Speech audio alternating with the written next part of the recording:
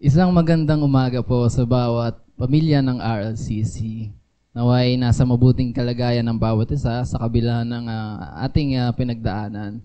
Na alam naman natin na kasama natin ang Panginoon na siya ang gagawa sa bawat problema na ating tatahakin at mapapagtagumpayan natin na ito. Ngayon, inaaniyahan ko bawat isa na magsitayo at sabay-sabay natin basahin ang Psalms 95 verse 1 to 2. Come, let us sing for joy to the Lord. Let us shout aloud to the rock of our salvation. Let us come before Him with thanksgiving and extol Him with music and song. Saglit po tayo manalangin. Panginoon, marami pong salamat sa isang magandang umaga, Panginoon, na inyong binigay sa amin, Panginoon. Ang aming pagising pa lamang ay isang napakalaking pagpapala na mula sa inyo, Panginoon. Alam namin, Panginoon, na ito ang Sunday na para sa inyo lamang, Panginoon, at naway maibigay namin ang lahat para mataas ang inyong pangalan, Panginoon. Aming pinapanalangin ang magiging gawain namin sa buong araw na ito, Panginoon, na alam namin ay kayo ang papatnubay, kayo ang magagabay, kayo ang papalagitna, Panginoon, sa bawat sambahayan, Panginoon, ng miyembro ng RLCC, ng bawat kapatiran, Panginoon. Patuloy na sa inyo namin na at tinataas, Panginoon, ang aming mapag-aaralan na iyong salita, Panginoon. Ang aming speaker, patuloy na gamitin niyo siya, Panginoon, bilang daluyan ng pagpapala, Panginoon, at maisabuhay namin ang aming mapag-aaralan, Panginoon. At sa aming pag-aawitan, Panginoon, aming patuloy na mapapurihan ka namin, Panginoon.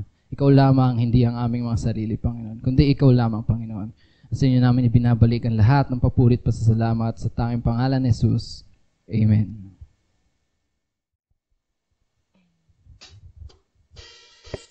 Good morning, RLCC, and let's praise and worship the Lord.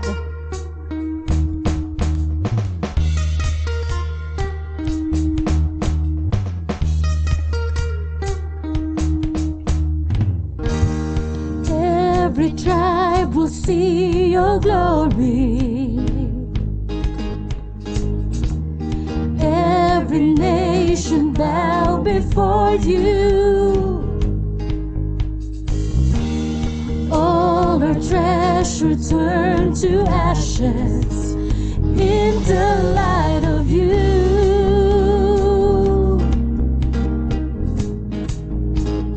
As we're singing, Holy is the Lord Almighty. Only you are worthy, worthy of it all. Every tribe will see your glory. Every nation bows before you. All our treasure turn to ashes in the light of you.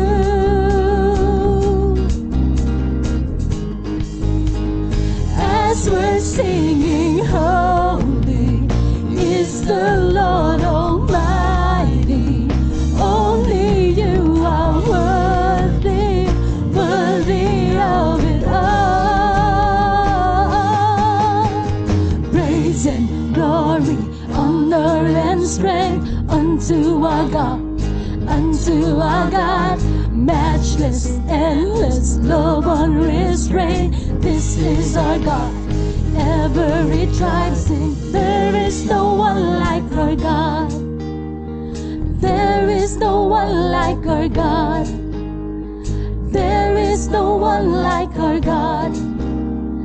There is no one like our God. Every tribe will see your glory. Every nation bow before you. All our treasure turn to ashes in the light of you.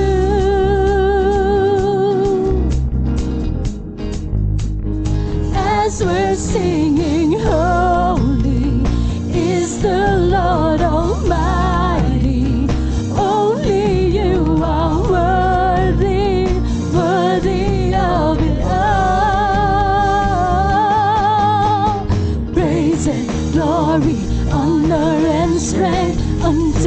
God, unto our God, matchless, endless, love unrestrained.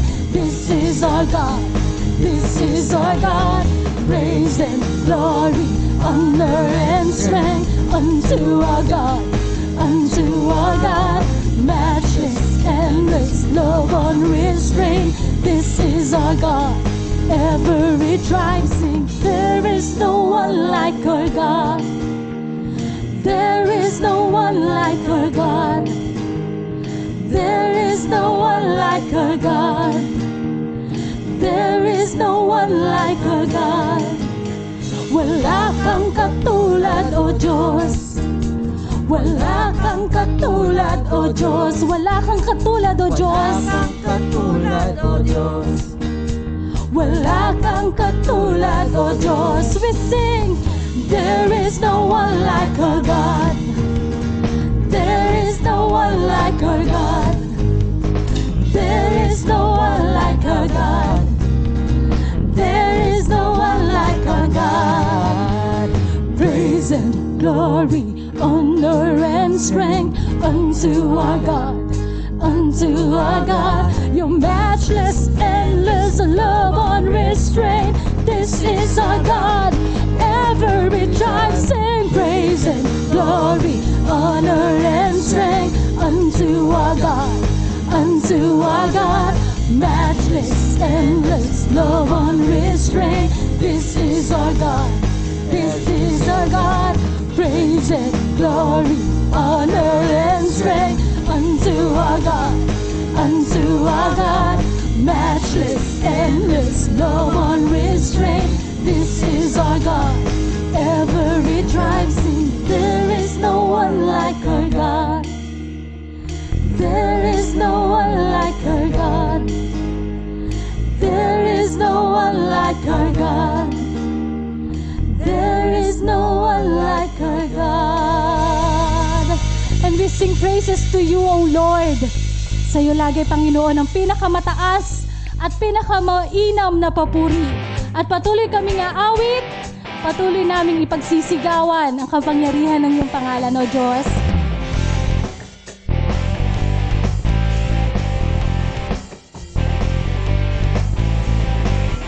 Your light broke through my night, restored exceeding joy. Your praise fell like the rain and made this desert live. You have turned my mourning into dancing. You have turned my sorrow into joy.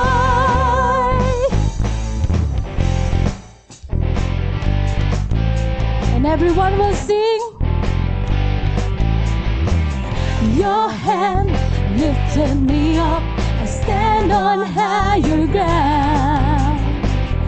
Your praise rose in my heart and made this valley sing. You have turned my mourning into dancing. You have turned my sorrow into joy. You have turned my mourning into dancing.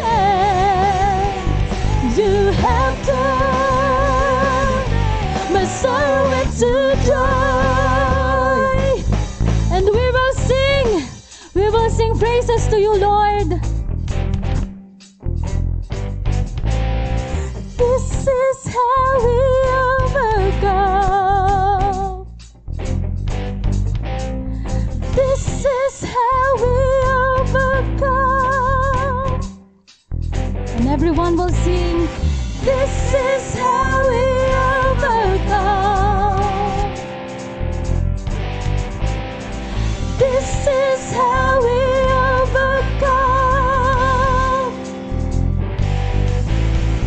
This is how we overcome. This is how we overcome. This is how we overcome. This is how we overcome. This is how we overcome.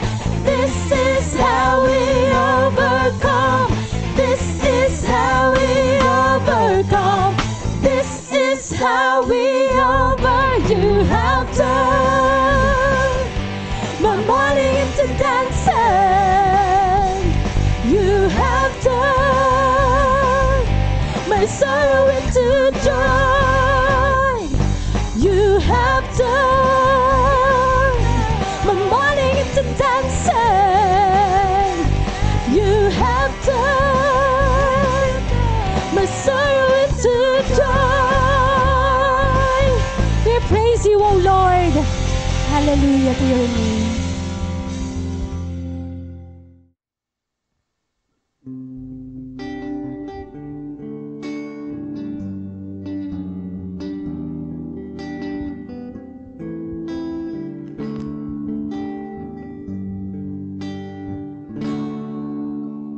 Jesus, we enthrone you. We proclaim you are King. Standing here in the midst of us, we raise you up with our praise. And as we worship, build your throne. And as we worship, build your throne. And as we worship, build your throne. Come, Lord Jesus, and take your place. Let's sing all together. Jesus, we enthrone you. We proclaim you are King. Standing here in the midst of us, we raise you up with our praise. And as we worship, build your throne. And as we worship, build your throne. And as we worship, build your throne. Come, Lord Jesus, and take your. And as we worship, oh Lord. And as we worship, build your throne. And as we worship you, Lord. And as we worship, build your throne. And as we worship, build your throne. Come, Lord Jesus, and take your place.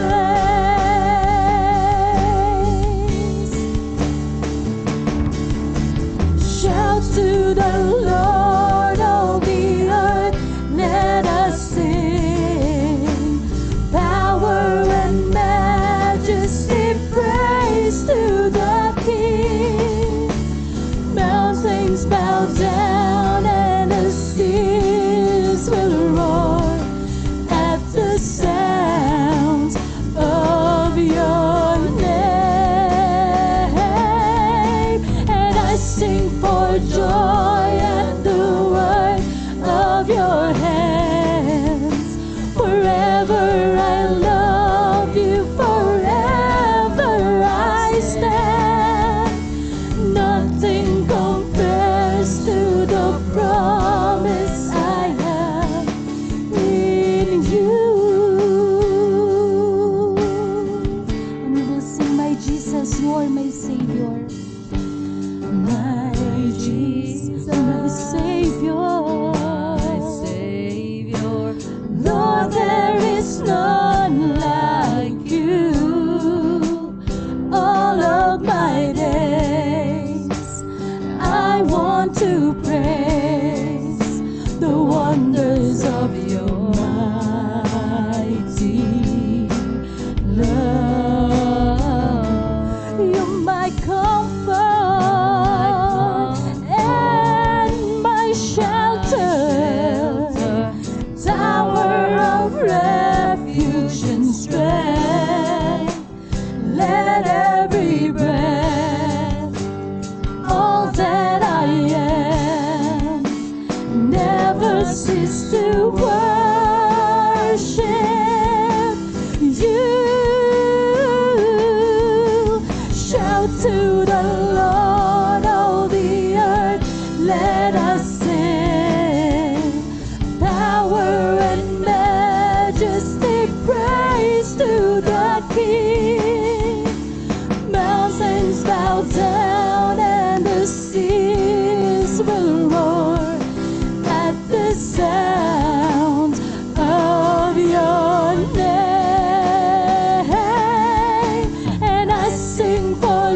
joy at the works of your hands. Forever I love you, forever I stand. Nothing compares to the promise I have. And shout to the Lord, all the earth, let us sing. Power and majesty, praise to the King. Mountains bow down and the seas will roar at the sounds of the power of your name. I sing for joy at the works of your hand. Forever, forever I stand. Nothing compares to the promise I have in you.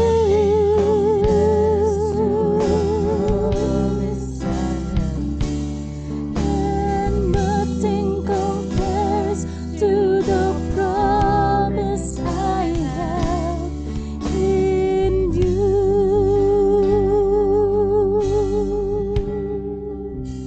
And we praise you, O Lord.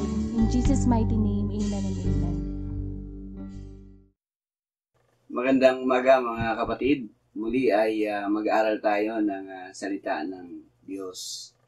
Sa Aklat ng Roma, Paul was writing to Christians who were members of local churches in Rome. Bagamat hindi siya pa nakapunta sa Roma nung panahon na ang iglesia sa Roma ay naitatag, pero nagnanais siya na maturuan o mapangaralan ang mga kapatiran na naroroon sa iglesia ng Roma.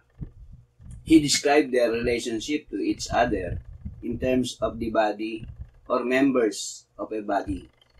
The basic idea is that each believer is a living part of Christ's body, and each one has a spiritual function to perform. Ang pinakalayunin niya ng kanyang sulat ay upang turuan yung mga mananampalataya na ang bawat isa ay kabahagi ng katawan ni Kristo. At ang bawat isa ay mayroong spiritual function na dapat nilang gawin upang ang iglesia ay manatili, maging matatag at lumago sa kanyang pananampalataya. Kaya naman, each believer has a gift to be used for the building up of the body and the perfecting of the other members of the body. In short, we belong to each other, we minister to each other, and we need each other. Sa ating pagtalakay, sa ating pag-aaral, ay patuloy nating pinag-uusapan nga yung topic natin na church. And ito yung ating pag-uusapan as the body of Christ. Doon sa Romans 12, verse 3 to 5, kasi dapat ito ay hanggang 16, no? So, iklian lang natin muna, no, para hindi tayo maging mahaba. So, doon sa 3 to 5, sa NIV, ang sabi ron, "For by the grace given me, I say to every one of you, do not think of yourself more highly than you ought, but rather think of yourself with sober judgment, in accordance with the faith God has distributed to each of you. For just as each of us has one body with many members, and these members do not all have the same function, so in Christ we, though many, form one body, and each member belongs to all the others." Manalangin tayo.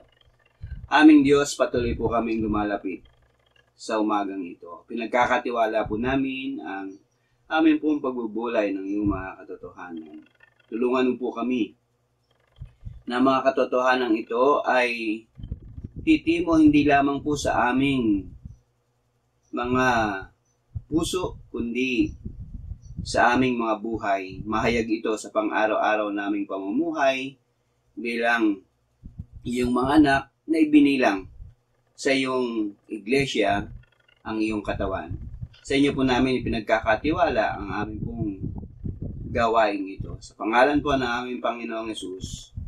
Amen. Sinasabi natin na tayo kaisa sa iglesia, ang katawan ni Kristo. Ngunit din naman natin ginagampanan ang bahagi natin upang ito'y maging espiritual na ganap at paglago bilang katawan ni Kristo. Ano nga ba yung nararapat nating gawin o kailangan nating gawin para ang katawan ni Kristo ay umunlad at maging ganap? What are the essential for spiritual maturity and growth in the body of Christ? Doon sa ating binasa ng mga talata ay makikita natin yung tatlong katotohanan na kailangan nating gawin para ang katawan ni Kristo ay maging ganap, spiritually matured at lumago.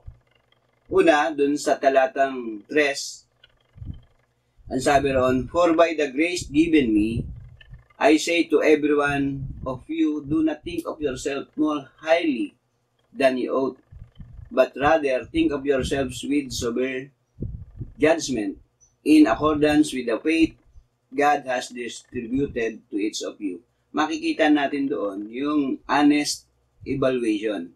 No?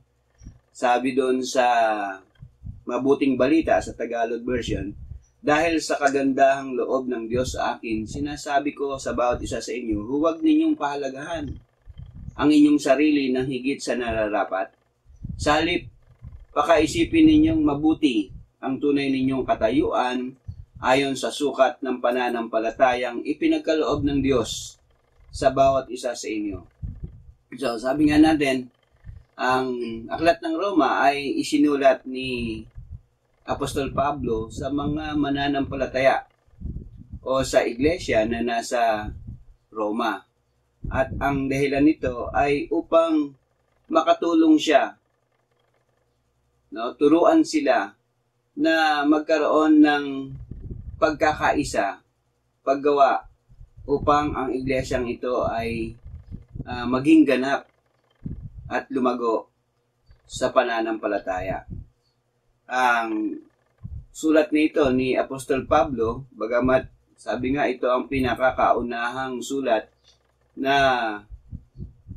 nagawa para sa iglesia na nasa Roma. Tulad ng sinabi ko kanina, si Apostol Pablo ay hindi siya yung nagtatag ng iglesyang ito, yung local church na nasa Roma. Kundi bago pa man siya nagnais na pumunta rito, ay meron ng naitatag na iglesia roon. Ang sabi nga, ang paniniwala, yung local church na yon ay naitatag dahil dun sa mga mananampalataya na nakabisita dun sa araw ng Pentecostes o nakarinig na mabuting balita. And then, si Apostol Pablo ay nagnais na mas maturuan pa yung mga mananampalatayang ito. Doon sa talatang 3, makikita nga natin at nabasa natin, at kung ito ay pag-iisipan, yung talatang 3, makikita natin yung mga words na honest evaluation. Bakit honest evaluation? Dito sa mga naunang pangungusap, kung babalikan po natin yung talatang 3, ang sabi ron, "For by the grace given me, I say to every one of you." Ito makikita natin kung anong uri mayroong ugali o attitude si Apostol Pablo.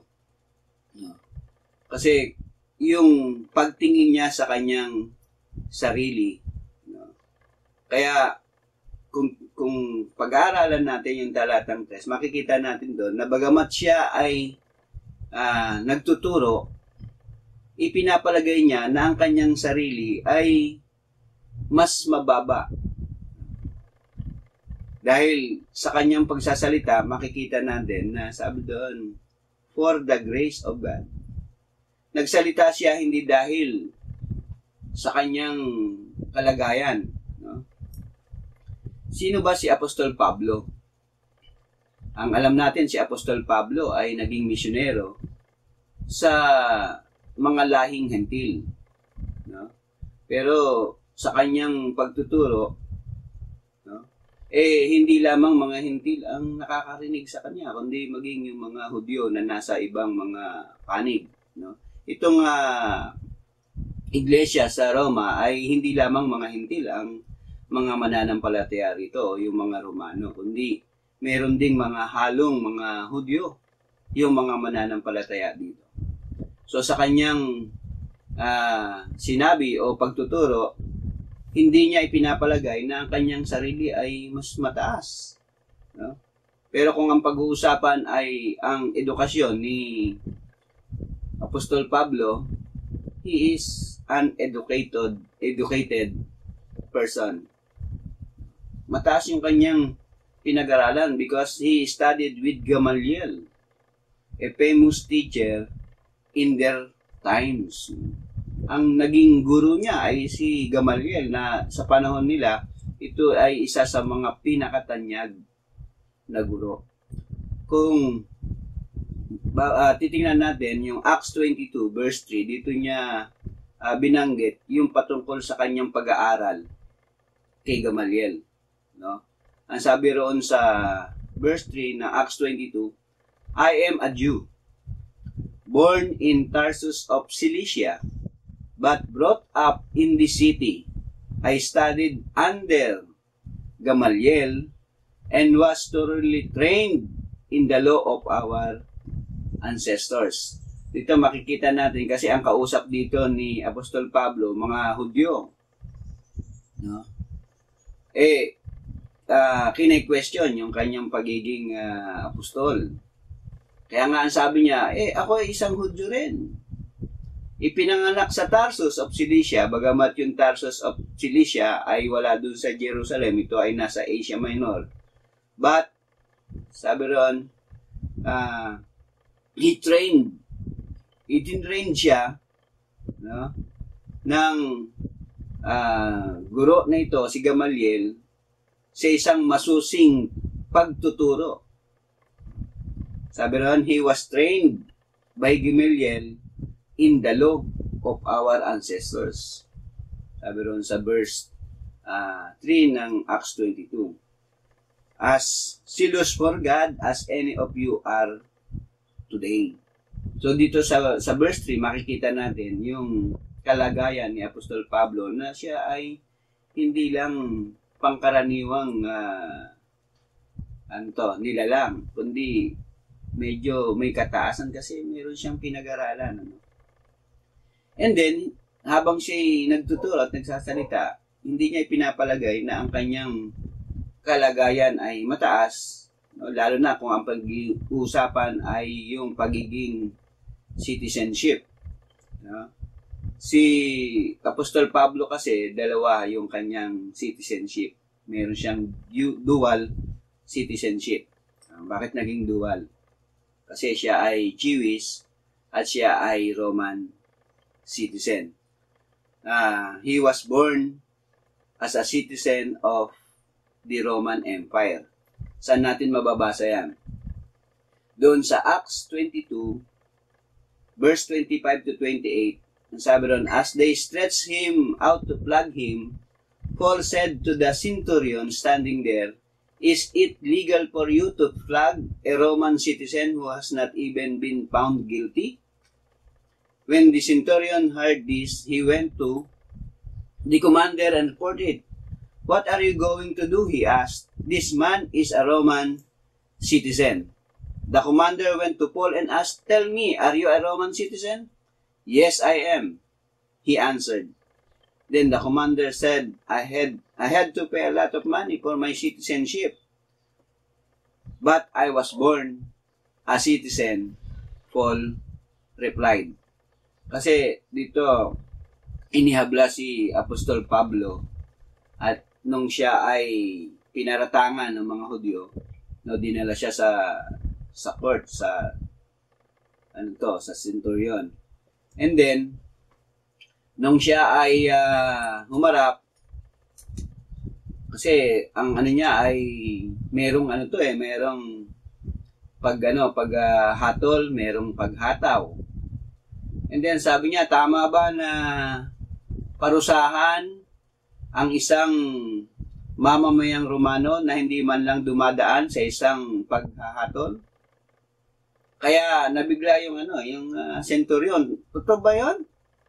Kaya sinabi niya doon sa commander, no, sa namumuno. And then sabi doon, talaga ba na siya ay isang Romano? O kaya kinausap niya si Apostol Pablo, talaga bang ikaw ay isang mamamayang Romano? Ang sabi ni Apostol Pablo, ipinanganak akong mamamayan ng Romano. No? Bakit niya sinabi to? Kasi ang gusto niya ay yung process na dapat na ibigay sa kanya doon sa paratang sa kanya. Kasi kapag ikaw ay mamamayang Romano, hindi ka dapat gagalawin. Ano? Doon sa panahon ng ang Roman Empire ay napaka great, no? Sila yung namamayani. Hindi basta-basta nagagalaw ang mga mamamayang Romano dahil meron silang mataas na kalagayan bilang mamamayan nito. Kaya si Apostol Pablo talaga namang mayroong karapatan, no, na magsalita. Pero hindi niya ibinilang yung kalagayan niya as a Roman citizen para turuan yung mga mananampalataya na nandun sa local churches ng Rome. Kaya nga ang sabi niya doon sa hindi niya ipinakita hindi niya ipinakita yung kanyang pinag-aralan, hindi niya ipinakita yung kanyang kalagayan bilang mamamayan, at hindi rin niya ipinakita kung ano yung kanyang posisyon sa church. But dun sa verse 3, makikita natin at mababasa natin, ang sabi niya, for by the grace given me, I say to every one of you. Sabi roon, for by the grace. Di ba? Alam nyo, sa lahat ng sulat ni Apostol Pablo, no, kahit basahin nyo yung unang Korinto, lagi niyang binabanggit yan. For by the grace. Dahil sa kagandahang loob ng Diyos sa akin, ako ay nagsasalita sa inyo. No? Napakagandang ugali ng isang lingkod ng Diyos. Kaya, doon sa sumunod na mga pangungusap, ang sabi niya, do not think of yourself more highly than you ought. Ang problema kasi, na kinakaharap ng iglesia sa Corinto, no? Bagamat sila ay nagpa-function, na gumagawa sa kanilang mga tungkulin, no? Pero ang kanilang pagganap ay hindi para sa iglesia, kundi para matandyag. Di ba? Para maging sikat. Kaya nga, ang sabi ni Apostol Pablo, no? Kaya kung bakit niya sinulat ito, dapat ang isang Kristiyano magkaroon ng honest evaluation. Hindi para sa iba, no? Kundi para sa kanyang sarili, no? Na dapat ang isang Kristiyano ay hindi maging mapagmataas sa kanyang kalagayan. Sa kapanahunan din natin, nakikita ito na bagamat ang church ay binubuo ng maraming bahagi, siyempre may iba't ibang mga function yan. Kaya lang minsan, yung sobrang matalino, maboka sa yung mga minsang sabi nga natatanyag na ipapakita sa kanya yung pagiging kahalagahan niya, no? Kaya naman minsan sa loob ng church ay mayroong mga lumalaki ang ulo. Minsan ay dahil nga sa kanilang ginagawa at kalagayan, minsan ito pa nagiging dahilan upang magkaroon ng division, no? Magkaroon ng conflict sa loob ng iglesia. Pero dito makikita natin sa buhay ni Apostol Pablo na ang bawat isa ay kailangang hindi ipalagay ang kanyang sarili na mas mataas. Do not think of yourself more highly. No? Dito ang pinapakita naman ay hindi yung being proud. No?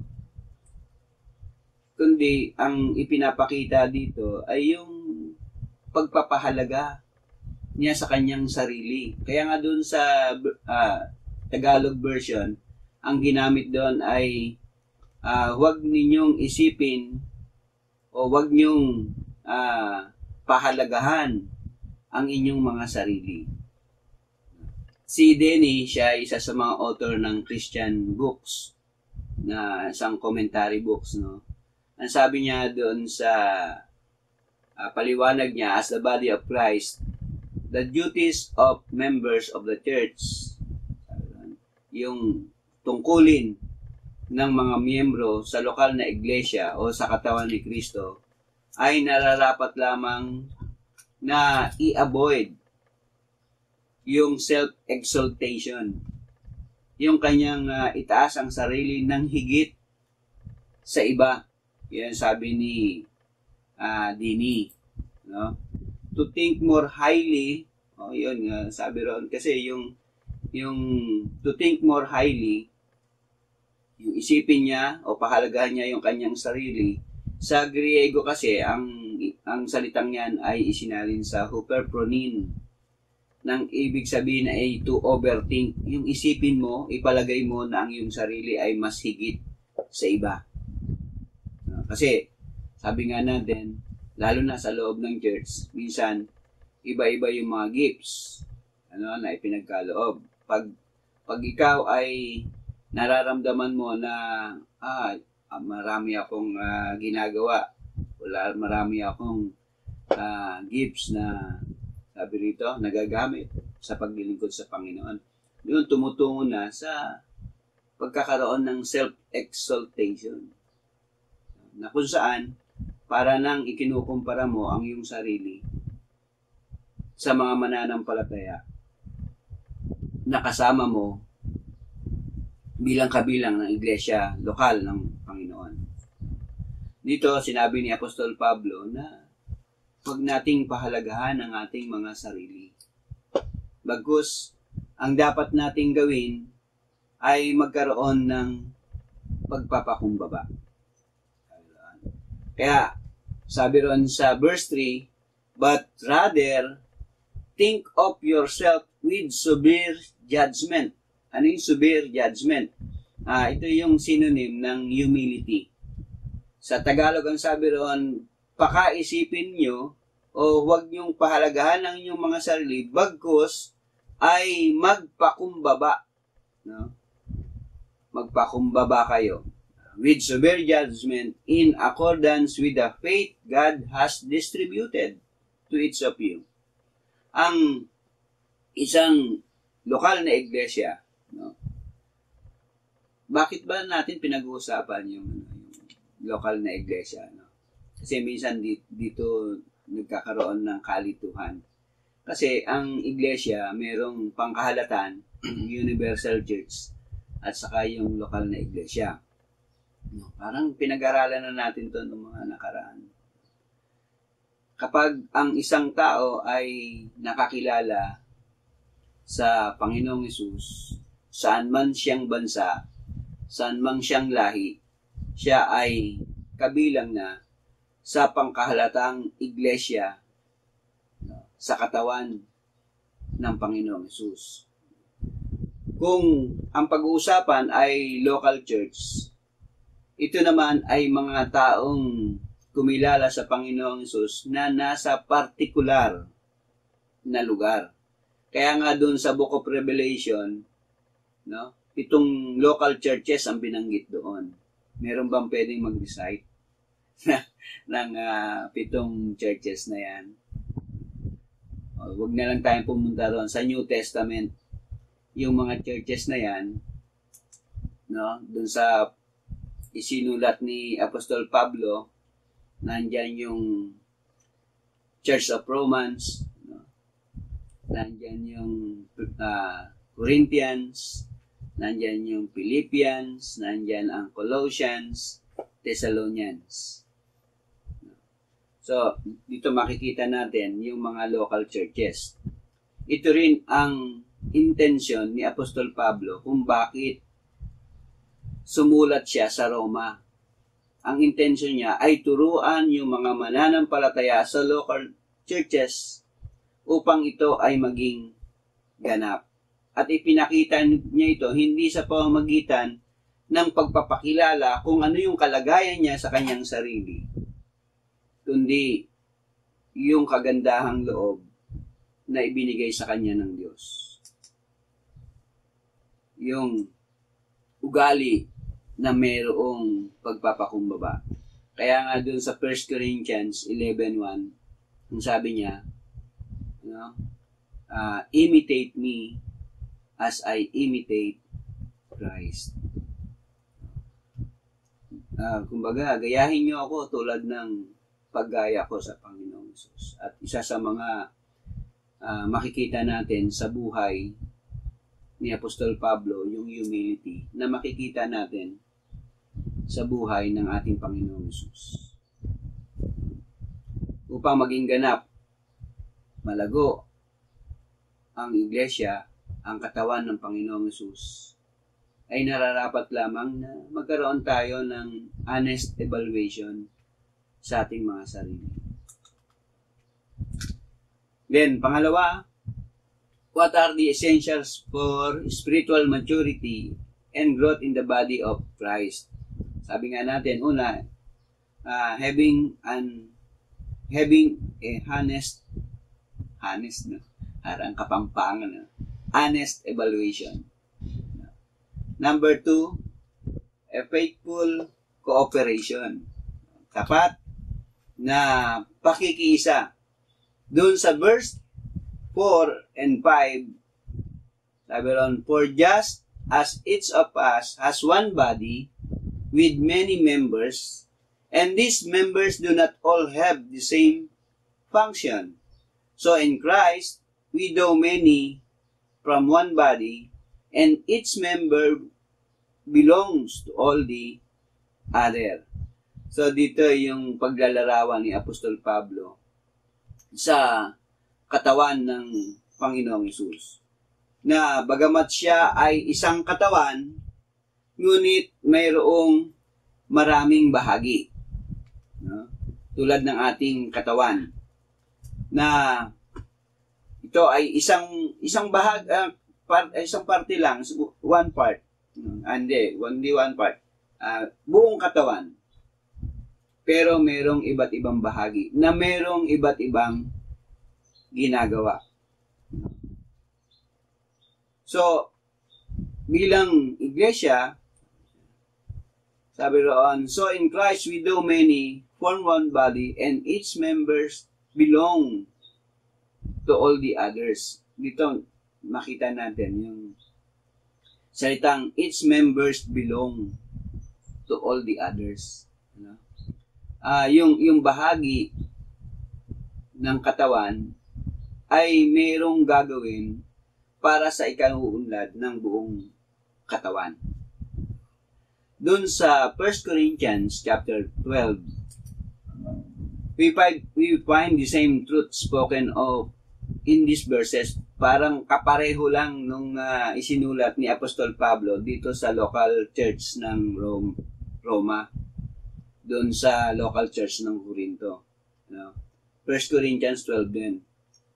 At dito ipinakita din na ang mga mananampalataya ay ibinilang sa pamamagitan ng iisang espiritu at sila'y ibinilang sa katawan at binigyan ng iba't ibang mga kaloob.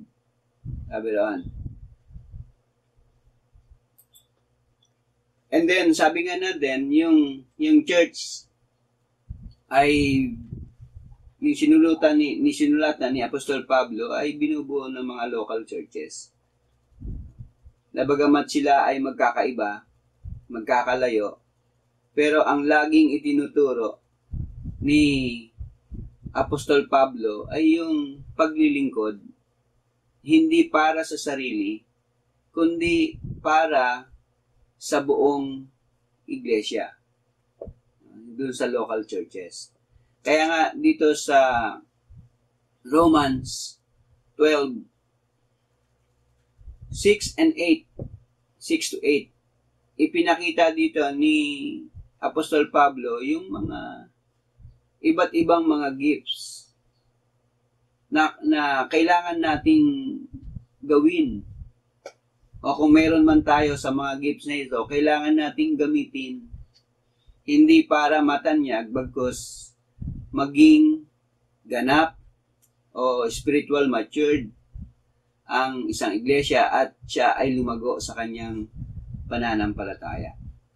Okay, basahin natin yung Romans 12:6 to 8. Ang sabi ron, we have different gifts according to the grace given to each of us. Nandun na naman yung grace. Sabi, if your gift is prophesying, then prophecy in accordance with your faith. If it is serving, then serve. If it is teaching, then teach. If it is to encourage, then give encouragement. If it is giving, then give generously. If it is to lead, do it diligently. If it is to show mercy, do it cheerfully. So makikita natin yung 7 gifts na ipinagkaloob sa iba't ibang bahagi ng mananampalataya o kabahagi ng iglesia upang gumanap, upang ang iglesia ay maging malago. Di ba? Ang unang binanggit niya riyan, doon sa talatang 6, ay gift of prophecy. Meron pa bang propeta sa New Testament? Meron pa. Meron pang mga propeta na nag-exist doon sa New Testament. Sa ibang mga katuruan nga, ibang mga sekta ng religion, meron pa rin silang mga propeta hanggang ngayon na tinatawag. Dito, ang sabi, kung ang kaloob sa iyo ay prophecy, kasi pag sinabi natin prophecy, hula lang yung yung katapat. Kasi ang gawain kasi ng isang propeta, dalawa, isang foretelling at saka isang foretelling. Pag sinabi nating foretelling, yung kanyang sinasabi ay patungkol doon sa mangyayari. Parang sila Daniel, yung sila Isaiah, sila yung mga maraming prophecy about sa mangyayari. Lalo na sa Book of Daniel. Sa minor prophet, si Joel, the Book of Joel, doon sa mga mangyayari. Sa mga mangyayari sa mga darating na araw. Ang ibig sabihin nun, na isa sa mga gawain ng propeta ay hulaan nila. Hindi naman hulaan nila kasi yun yung ibinigay ng Diyos . Iba naman doon sa hula lang ng isang tao. Kasi ito, hindi ito galing mismo sa kanila kundi ito yung ibinigay ng Diyos para ipahayag nila sa mga tao. Kaya ang gawain ng mga propeta ay ipahayag yung mga mangyayari sa darating. Pero meron isa pa na gawain nila, yung foretelling. Pag sinabi nating foretelling, ang gawain ito is to speak to the people, sa mga tao, sa mga Israelita, para sa kung ano yung nais ng Diyos. Doon sa 1 Corinthians 14:3, ang sabi ron, but the one who prophesies speaks to people for them strengthening, encouraging, and comfort. So, dun sa 1 Corinthians 14, sabi nga roon, ang gawain ng propeta ay magbigay ng lakas o magsalita sa mga tao para mabigyan sila ng lakas, ma-encourage sila at to comfort them. No? So, yun yung gawain ng propeta. Kaya nga sa loob ng church sa panahon ni Apostol Pablo, ay sinabihan niya, kung kayo ay may gift of prophecy, gamitin niyo yan. Pero hindi yan para sa ikatatanag nyo, kundi para sa ikalalago ng katawan ni Kristo, ang iglesia. And then, ang sabi, dun sa yung 7 gifts, yung gifts of serving. Yung gifts of serving, sabi nga nito, dun sa English kasi ang ginamit ay gifts of ministry. And then sa ang binanggit diyan sa Greek ay diakonos. Na ang big sabihin ay teaching. Sa loob ng church kasi mayroong mga mga diakono, mga naglilingkod. Pero kung pag-aaralan natin yung pagiging tagapaglingkod o pagiging diakono, hindi lamang ito tumutukoy sa pagsisilbi. Meron ding ibang gawain ang mga diakono. Kasi minsan ang iba ay deacons lang yan sa loob ng church. Pag-aralan niyo yung si Philip, diakono siya, di ba? Pero pagdating sa Acts, Book of Acts, kung di ako magkamali, sa chapter 10, ginamit siya as evangelist. Nagturo din siya. Kaya wag lang nating galalangin yung pagiging deacon. Tagapaglingkod, hindi. Meron pa rin silang gawain. At yan ay ibinigay para maging iba yung gagawin, pero sa ikaunlad ng katawan ni Kristo, ang iglesia. And then, dun sa mga sumusunod pa, ito, the gift of teaching.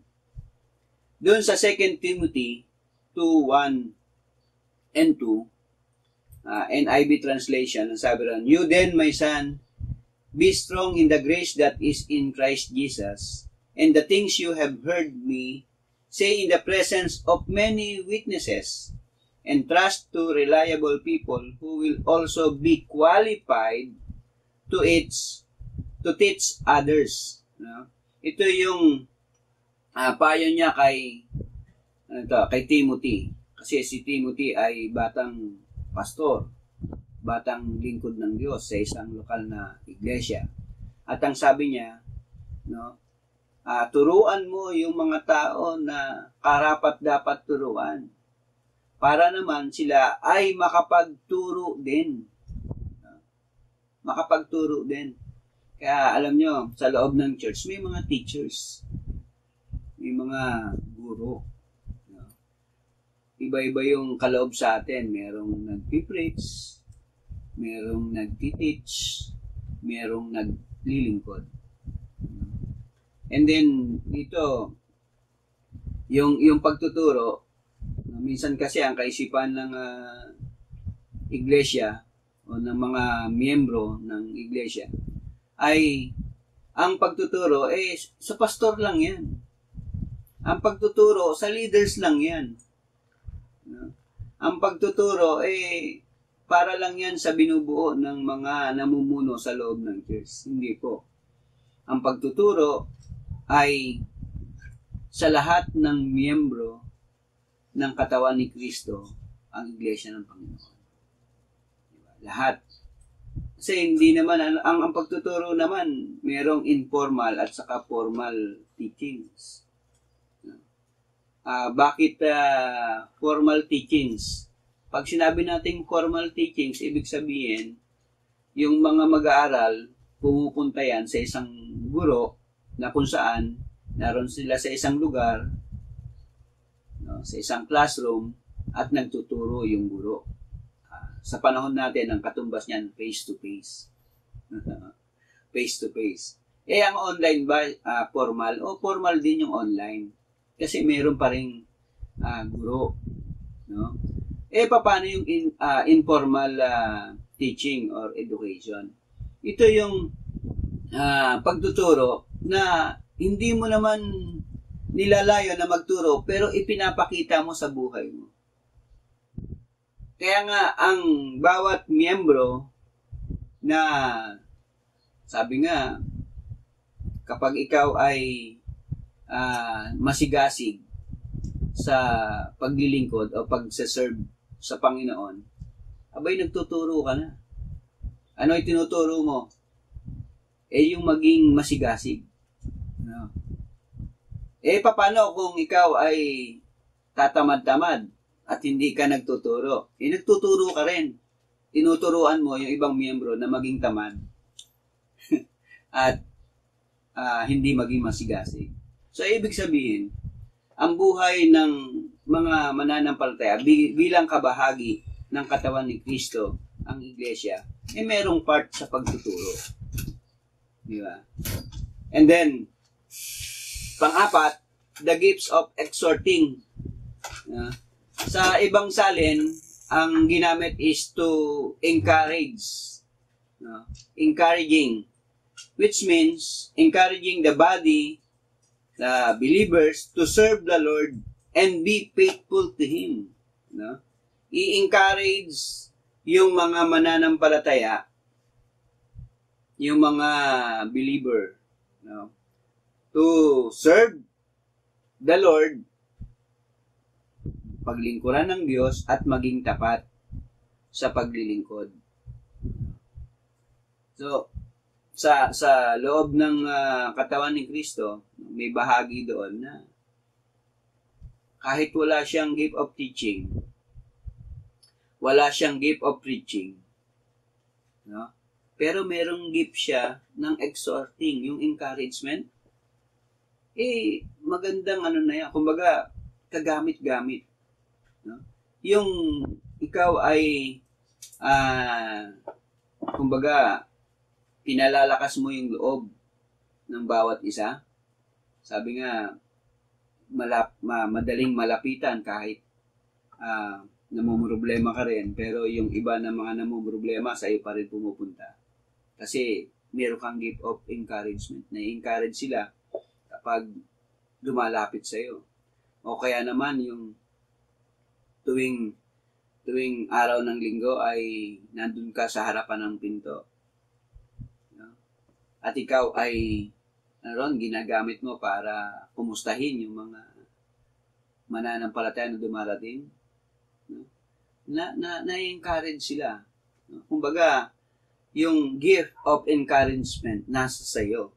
Sa loob ng church, sa loob ng body of Christ, na merong parts o function na ganon ang ginagawa. And then, number 5, the gift of giving. Yung pagbibigay, kaloob din yan. Na, sabi nga, kapag ikaw ay nagbibigay, ito ay kaloob. Lalo na kung ang pagbibigay mo ay naayon sa iyong puso. Kapag pinag-usapan pa natin yung giving, isang malaking topic. At hindi ako minsan nagtuturo ng topic na ito, yung giving. Pero alam nyo, sa loob ng church ay binigyan tayo ng mga kabahagi na sabi nga ay mga tapat sa pagkakaloob. Kaya ako nga po ay natutuwa, nagagalak, sapagkat kahit na tayo magkakalayo, ay mayroong mga tapat na kapatid na sila ay nagkakaloob sa pangangailangan ng ating gawain. Then, dun sa pang-anim, the gift of ruling. Dito, ipinakita yung pamamahala. So, dito, ang ang ipinakita ni Apostol Pablo, yung pagkakaroon ng pamamahala sa loob ng katawan ni Kristo.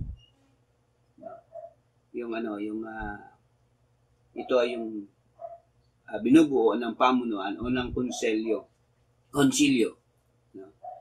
And then, pangpito ay yung show mercy, yung paggawa ng mabuti, na isang kabahagi ng kaloob ng Diyos. Ito pa lang yun. 7 pa lang yan.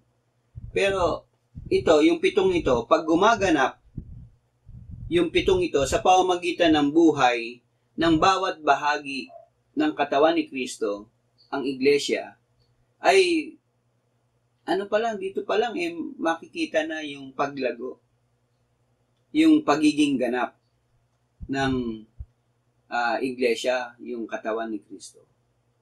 Dito ay pinakita yung every one has different gifts, at yung gifts na yon ay hindi dahil sa kanilang pagpupursige, but God bestowed. Ibinigay ito ng Diyos, no? Sa iba't ibang bahagi ng katawan, so that can grow in a balanced way. Alam nyo, ang laging ibinibigay dito na paglalarawan, yung katawan mismo natin, na kung saan merong iba't ibang bahagi, pero merong iba't ibang functions. Kasi hindi natin pwedeng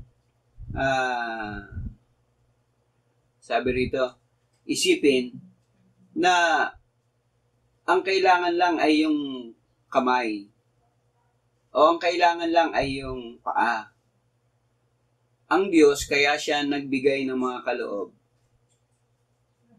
sa iglesia, sa katawan ng Panginoong Hesus, ay upang mag-function ng kanya-kanya, pero merong pagkakaisa. Di ba? Hindi naman pwedeng gumawa na magkakaiba. No? Katulad na lang ng katawan natin. Pwede bang yung kamay ay gumawa sa kanyang gawain para sa kamay lang?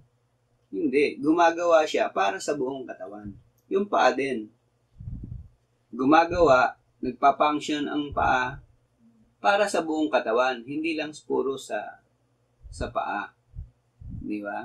So, ibig sabihin, ang bawat bahagi ng katawan ni Kristo, yung mga mananampalataya na iglesia, ay nararapat na gumawa to build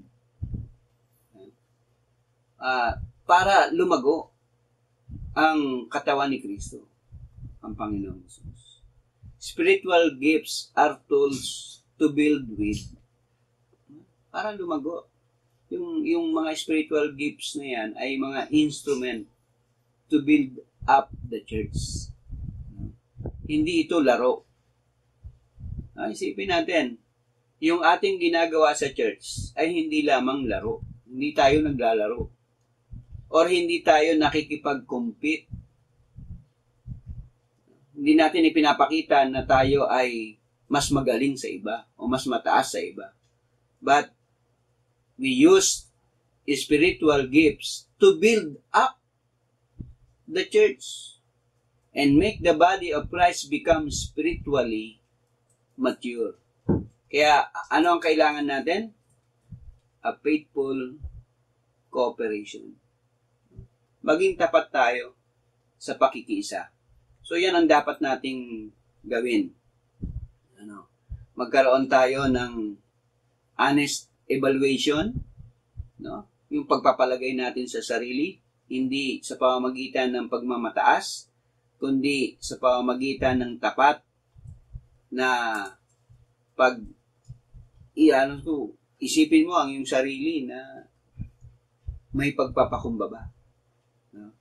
At ikaw ay tapat na nakikipag-isa, gumagawa bilang kabahagi ng katawan ni Kristo, ang iglesia. Diba? Pangatlo, loving participation. Doon sa verse 9 hanggang 16, ito ang sinasabi. Love must be sincere, hate what is evil, cling to what is good. Be devoted to one another in love. Honor one another above yourselves. Never be lacking in zeal, but keep your spiritual fervor, serving the Lord. Be joyful in hope, patient in affliction, faithful in prayer. Share with the Lord's people who are in need. Practice hospitality. Bless those who persecute you. Bless and do not curse. Rejoice with those who rejoice. Mourn with those who mourn. Live in harmony with one another. Do not be proud, but be willing to associate with people of low position. Do not be conceit. Dito, yung emphasis ng verses na ito, mga verses na ito, ay tungkol sa mga pag-uugali ng isang miyembro ng iglesia o ng katawan ng Panginoong Hesus. The emphasis is on the attitudes of those who, all the members who exercise the spiritual gifts. And then dun sa mga unang talata, 9 to 10, makikita natin yung unang attitude o ugali. Ang sabi roon, love your brother. Mahalin natin ang bawat isa. Habang tayo ay naglilingkod, dapat yung paglilingkod na yon ay mayroong pagmamahal. Kasi sabi nga, diyan sa Romans 12, basahin nyo riyan. Dun sa mga last part, hindi ka gumagawa, hindi ka nagpapahayag ng iyong spiritual gifts para lamang matanyag. Kundi, ang ginagawa mo ay dahil sa iyong pagmamahal sa katawan ni Kristo. And then yung katawan ni Kristo na yan yung iglesia. Na kung bakit ka gumaganap sa tungkulin, kaya sabi ni Apostol Pablo, ang inyong pagganap sa inyong tungkulin ay hindi dahil sa inyo, dahil yan ay sa biyaya ng Diyos na ibinigay sa inyo, upang ang iglesia, habang kayo ay gumaganap, ay maging ganap naman sa kanyang kalagayan. Lumago sa kanyang kalagayan. Kapag ang pinag-uusapan natin, love, ang lagi nating binibigyan ng simbolo ay yung heart. Yung heart. And then, ano ba yung function ng heart? Ang function ng heart yan ay circulatory system. But circulatory system, yung blood, itinutulak niya sa iba't ibang bahagi ng ating katawan para mag-function at mabuhay. Nagtutulak. Hindi tinutulak sa bangin, ha? Itinutulak niya yung blood para pumunta sa iba't ibang bahagi ng katawan. Mag-circulate. And then, love is the circulatory system of the spiritual body, which enables all the members to function in a healthy and harmonious way. Diba? Dapat ipakita natin talaga yung tunay na pagmamahal natin sa isa't isa. Lahat tayo ay binigyan ng part.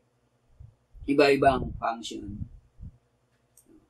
Pero yung parte na yan na dapat nating gawin ay dapat nating i-execute na mayroong pagmamahal. Alam nyo, minsan, sa loob ng church, dun sa panahon ni Apostol Pablo, sa Church of Romans, dun sa local church ng Rome, ay makikita kasi doon yung pagmamataasan. Kaya nga doon sa verse 16, meron doon sa bandang hulihan, sabi, do not be proud. Kapag kayo ay naglilingkod, ito ay para sa ikalalago ng iglesia, at ang inyong paglilingkod ay dahil sa inyong pagmamahal sa katawan ni Kristo, sa iglesia, para siya ay maging malago sa pananampalataya. Kaya nga si Apostol Pablo, ganito na lang ang kanyang pagre-remind para sa mga mananampalataya.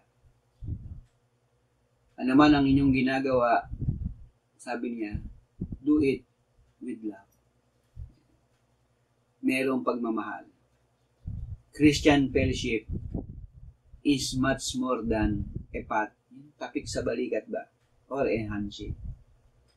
But it means sharing the burden, the love, and the blessing of others, so that we all grow together and glorify the Lord. Mga kapatid, bilang katawan ni Kristo, tayo ay kabahagi. Hindi tayo hiwalay na gumagawa sa katawan ng Panginoong Hesus. Tayo ay ibinilang sa katawan ng Panginoong Hesus, ito yung iglesia, upang kung tayo ay gaganap sa tungkulin na ibinigay sa atin, ay hindi dahil para matanyag tayo, mataas tayo, kundi may pagpapakumbaba na ginagawa natin ito. At ito ay magiging dahilan upang ang katawan ng Panginoong Hesus, ang iglesia, yung kanyang katawan, ay maging ganap, maging spiritually mature, at lumalago sa kanyang pananampalataya hanggang sa ang Panginoong Hesus ay dumating at tayo, yung kanyang katawan, yung iglesia ng Panginoon, ay isasama niya sa kanyang kaharian. So ano ang dapat nating gawin, mga kapatid? Ngayon, maraming mga hadlang. Gusto nating gumawa, gusto nating maglingkod, pero hindi natin magawa dahil meron tayong kinakaharap na pandemya at hindi tayo nagkakasama-sama. Pero alam nyo, yung mga ginagawa natin kung araw ng linggo, kung araw ng Miyerkules, ay isang paraan upang maging kagamit-gamit tayo, maging instrumento tayo, upang maging ganap ang katawan ni Kristo, ang iglesia ng Panginoon. Tayo yun. Na kung saan ay dapat tayong makiisa, makipag-cooperate ng tapat. Alam nyo, natutuwa ako nung makita ko yung mga, ano ba tawag yan, TikTok, ni Joram. Vlog. Yun. Hindi maipakita sa akin ng aking director. Pero, alam nyo, natutuwa ako kay Joram kasi 2 beses ko nang napanood yung kanyang video. Nung una, 3. Si Joram, si Jared, at saka si Jaire. Pero ang ano kasi, ang full character si Joram nung una. Pero alam nyo, may ganap din yung dalawa. Kasi kung wala yung dalawa, dun sa unang yung teaser. Hindi kumpleto. Hindi kumpleto. Ang nagpaganda ron yung yung mukha ng dalawa Pero natutuwa ako kasi binuhay mo yung mga kapatid na ito. Di mas lalo ako natuwa nung napanood ko itong yung huli niya, yung patungkol sa gawain sa susunod na linggo. Biruin nyo, si Joram na may sakit sa puso. Nung bata hindi mo akalain na gagamitin ng Panginoon sa mga gawain. Pero nandun yung, bakit ako umiiyak? Kasi, si Joram nung maliit masakitin. Ang alam ko, na-operahan siya. kape. Gusto nyo?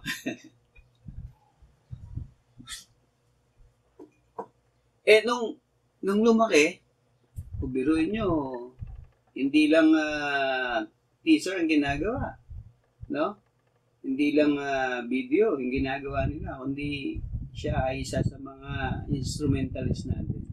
Kumbaga, merong bahagi na ginagamit ng Panginoon. Sa Kanya, bilang kabahagi ng katawan ni Kristo, ang Iglesia, tayo rin ay merong bahagi na dapat gampanan upang ang Iglesia ng Panginoon ay maging ganap at dumago sa Kanyang pananampalataya. Manalangin tayo. Aming Diyos, marami pong salamat sapagkat tunay na napakabuti mo po sa amin. Ikaw yung Diyos na siyang gumagawa sa bawat isa po sa amin. Tulungan mo po kami, O Diyos, na maging ganap. Gumagawa sa tungkuling ipinagkatiwala mo po sa amin. Sa mga kaloob na ibinigay mo po sa amin. Hindi upang matanyag ang aming mga sarili, kundi gumanap ng mayroong pagpapakumbaba, mayroong pakikiisa, mayroong pagmamahal, upang sa gayon, O Diyos, ang iyong Iglesia, ang katawan mo po, Panginoon, ay patuloy na lalago habang ikaw ay aming hinihintay sa iyong pagbabalik, Panginoon. Sa inyo ang lahat ng kapurihan, binabahagi po namin lahat ng aming buhay para sa iyo. Sa pangalan po ng aming Panginoong Jesus. Amen. Ang Ama ay papurihan, Anak, Espiritong Banal, ng mga taong nilalang, at ng tanang sa kalangitan. Amen. Panalangin tayo, mga kapatid. Aming Diyos, maraming pong salamat sapagkat tunay na napakabuti mo po sa amin. Ikaw yung Diyos na nagbabahagi ng iyong katotohanan upang ibahagi sa amin kung ano yung nararapat po namin gawin bilang kabahagi ng iyong katawan, ang Iglesia, na iyong itinatag upang sa gayon, Panginoon, ay maging ganap at malago sa kanyang pananampalataya. At ngayon, naway sumayin yung lahat ang pagpapalat biyaya ng ating Diyos Ama, ang pag-ibig ng Panginoong Hesus, ang pag-iingat ng banal na Espiritu mula ngayon magpakailanpaman. Siya nawa. Amen. Magandang umaga, mga kapatid, at tayo ay patuloy na gumanap sa ating mga tungkulin na ipinagkatiwala sa atin ng Panginoon. Mabuhay tayong lahat.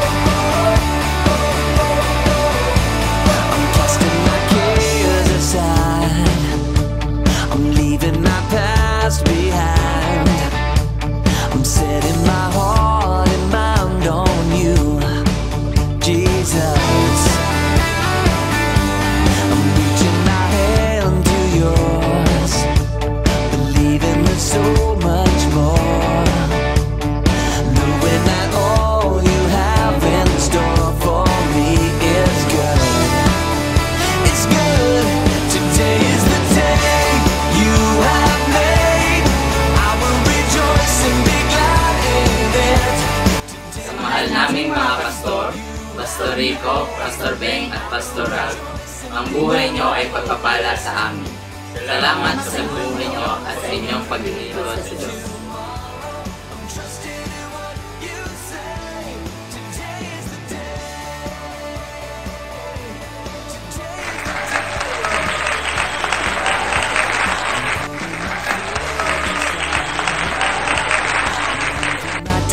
how it's been.